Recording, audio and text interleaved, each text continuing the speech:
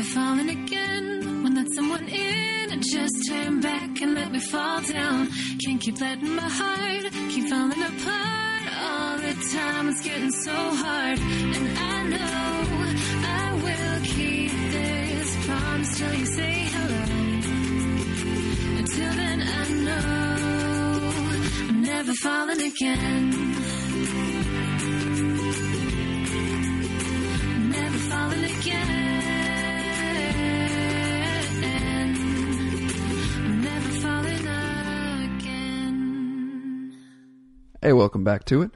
All right, so I had an interesting lunch conversation. I had a business lunch last Tuesday.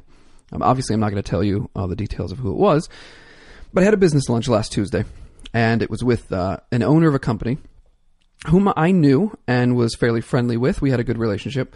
And he brought along one of his business partners, who I didn't know. I didn't know anything about this guy, and we go to lunch. Okay.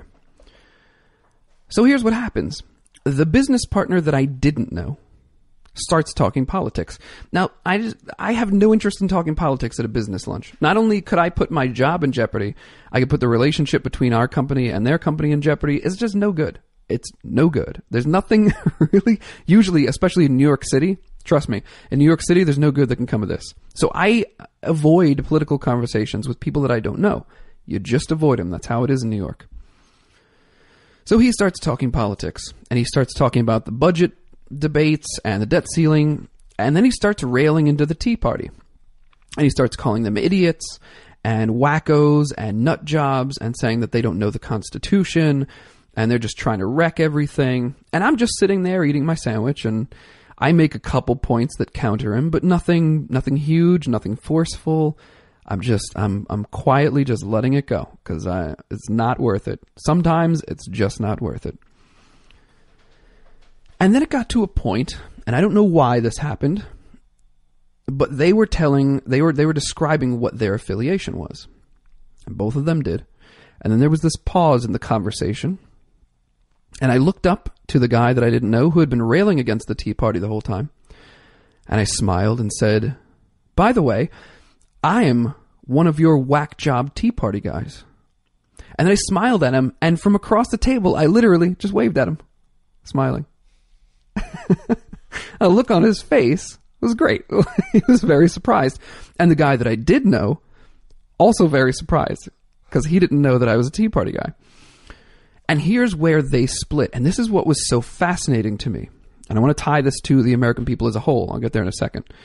But this is where they split, because the guy on the right had been railing against the Tea Party, insulting them, not knowing that I was Tea Party friendly, that I liked the Tea Party. And he'd been railing about him. And he didn't, once I admitted that I was a Tea Party guy, he didn't say, I'm really sorry.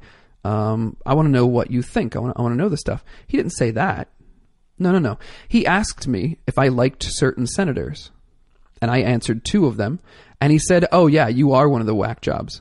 You are one of those nut jobs." And I said, "Okay, that's fine.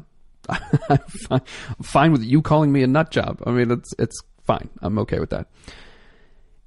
The other guy that I did know and had somewhat of a relationship with, he was curious. He wasn't writing me off as a whack job or a nut job. He literally said, "Oh, good. I've actually always wanted to talk to one of you guys." As if I'm like a zoo exhibit. Like, you buy your tickets. Hey, buy your tickets. Come talk to the conservative.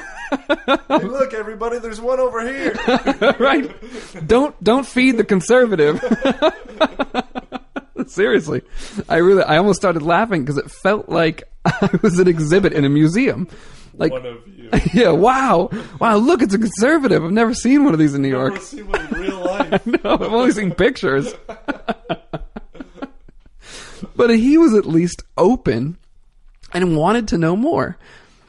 And so he starts asking me questions, and we end up talking for about another 40 minutes just on the principles of the Tea Party, the principles of conservatism and libertarianism and the Constitution, and all these really cool topics that I love talking about. What's the other guy doing the whole time? He's just sitting there.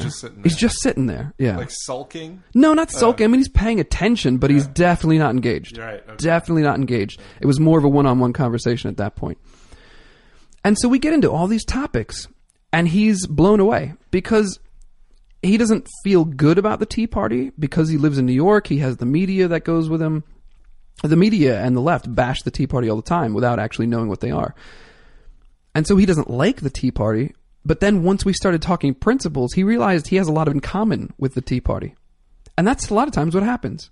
When you take away the labels, when you take away those stereotypes and those generalizations that are often untrue, and this is both the left and the right. I mean, very, very much so for the Tea Party, but it's both the left and the right. When you take away those stereotypes and you just talk principles, not politics, just talk principles, you'll find that a lot of people, even if they don't agree, a lot of people have the same principles, or at least have the same basic desires.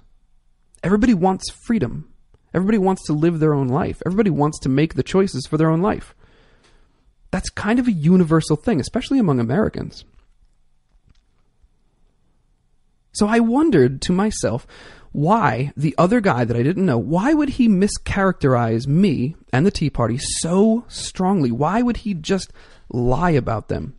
Because it was very, very obvious once I outed myself as a Tea Party guy, it was very obvious that he didn't know anything about the Tea Party. He was parroting what he had heard from news organizations or from the Democrats or who the hell knows where. But he wasn't getting any of his information firsthand from somebody in the Tea Party. That was very clear. And so was the other guy. Neither of them knew. So why would he just lie about it? Why would he mischaracterize it so badly? And I started thinking about it because people like to be in the know. People like to sound like they know what they're talking about. They don't want to look stupid, so they have to pretend to know. And when you're in New York City, the common knowledge is that the Tea Party are a bunch of wacko nut jobs that just want to destroy the government. And you can say that in pretty much every circle, and Absolutely. you'll get a bunch of approval Absolutely. and a bunch of head nodding. Yep. You will absolutely be approved if you say that. Everybody will agree with you. They'll nod their heads, even though none of them have any clue what they're talking about. They really don't. The majority of the people in New York City that I've met on the left, they don't know one damn conservative. And if they do, it's like their drunk uncle who lives in like Weehawken, New Jersey, who just drinks scotch in his underwear. Like that's the conservative they know who can't articulate his way out of a paper bag. Sounds like a cool guy. Yeah, he's gonna be our show. He's gonna be our guest on the show later. But they don't want to look stupid. They want to look like they know what they're talking about. And then there's the superiority aspect of it, the arrogance. To say that somebody else is stupid or a wacko or a nut job or an idiot or doesn't know the Constitution when you don't know anything about them, that is the epitome of intellectual arrogance. That is the epitome of arrogance. You have to have some sort of superiority complex to say, oh, well, these guys are idiots. You know, they don't know what they're talking about. I know what I'm talking about. I know better than they do. That's why I can call them idiots. It's a dangerous place to be. And this is why I've written a milk crate. There's a milk crate for on that very topic when I wrote about understanding the other side of the argument. And we actually did a whole segment or two on the show right after that. You need to understand the other side of the argument. Be honest about the other side of the argument before you can debate it. And it reminded me of a quote that I came up with a long time ago. So if you're going to reuse it, make sure you give me credit on this one. The quote is, "The foolish man brags about what he does know, whereas the wise man admits what he does not."